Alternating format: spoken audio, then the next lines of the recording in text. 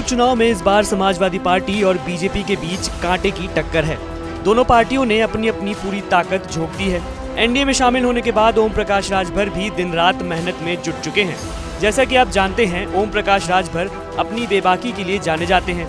ऐसे में राजभर ने एक बार फिर सपा पर ऐसा हमला किया है जिसकी चारों तरफ चर्चा जोरों पर है। घोसी उपचुनाव के प्रचार में व्यस्त ओपी राजभर ने अखिलेश यादव के घोसी पहुंचने पर निशाना साधा है। उन्होंने कहा है कि अखिलेश यादव को आज हमारी याद आई होगी। राजभर बोले, अखिलेश यादव को बहुत कष्ट हुआ होगा कि अगर राजभर उनके साथ होते तो नैया पार हो जाती। इस दौरान उन्होंने अखिलेश के घोसी में प्रचार करने पर भी निशाना साधा। उन्होंने आगे कहा कि सपा के लोग कह रहे हैं कि गर्दा उड़ेगा, लेकिन बारिश के बाद तो जमीन गीली है, तो गर्दा कैसे उड़ेगा।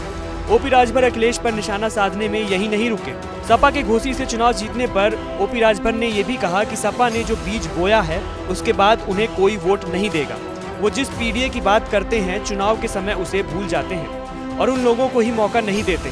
मीडिया ने जब राजभर से बीजेपी द्वारा घोसी में मंत्रियों की फौज उतारने पर सवाल किया तो राजभर ने दिलचस्प अंदाज में जवाब देते हुए कहा, बारात में बाराती भी सुंदर होना चाहिए।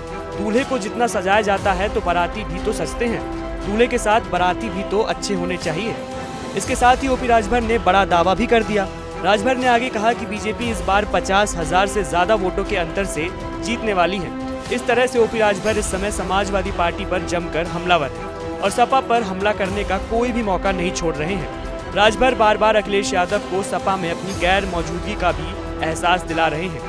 हम आपको बता दें कि घोसी उपचुनाव एक तरह से आगामी लोकसभा चुनाव से पहले का सेमीफाइनल है। ऐसे में इंडिया गठबंधन की साख दांव पर है और एनडीए में शामिल होने के बाद राजभर को भी अपनी भूमिका साबित करनी है। पर ये तो अब वक्त ही बताएगा कि राजभर का आना बीजेपी को कितना फायदा देता है।